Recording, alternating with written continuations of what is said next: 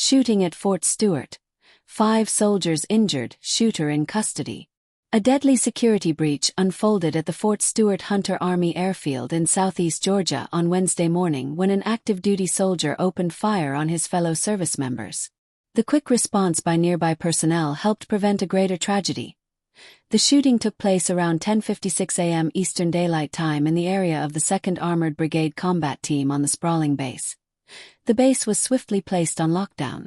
Within 40 minutes of law enforcement arriving, the suspect was subdued, tackled by fellow soldiers, and taken into custody. 5 soldiers were shot.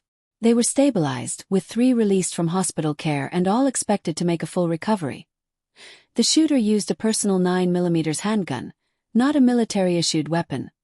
Identified as Sergeant Quornelius Radford, 28 years old, an automated logistical specialist deployed with the 2nd Brigade since 2022. Radford had a DUI arrest earlier in the year that went unnoticed by military command, and he reportedly sent a cryptic message to his aunt before the incident indicating he intended to be in a better place.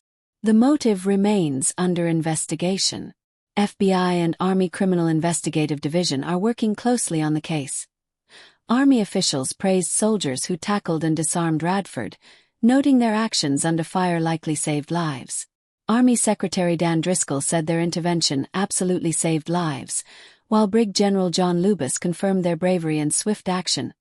President Trump condemned the shooting, calling it an atrocity, and pledging full prosecution of the shooter. Georgia Governor Brian Kemp and Senator Raphael Warnock expressed sorrow and support for affected soldiers and their families.